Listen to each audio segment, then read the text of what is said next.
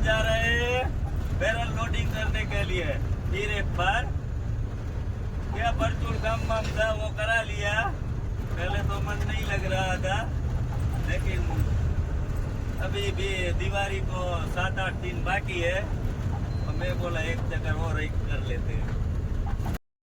અંજારથી નીકળ્યા ને આપણે પહોંચીએ મોડવદર વાળા પુલીએ ને મોડવદર વાળા પુલીએ પણ ફૂલ જામ આવી ગયો।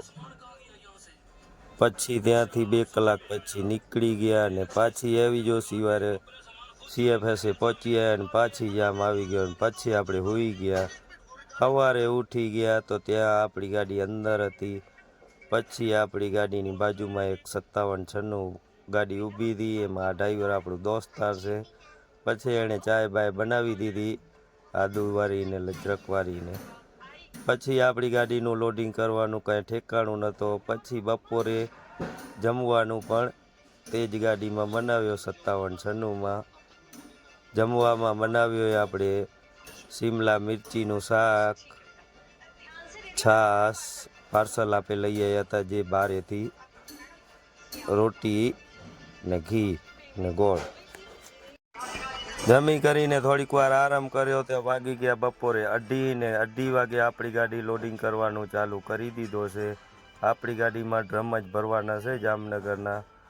આપણી ગાડી લોડિંગ થઈ ગઈ ને આપણે કાંટે લઈ આવ્યા લોડિંગ કરીને ને આપણી ગાડીમાં ડ્રમ આવ્યા છે 176 બેરલ આવ્યા છે અને ગાડીમાં વજન થયો છે 33,500। ત્યાંથી નીકળી ગયા ને આપણે પહોંચી ગયા હતા સામખિયારી। આ હોટલની તો તમને ખબર જ હશે। પછી ત્યાં જમી કરી નીકળી ગયા આરામથી।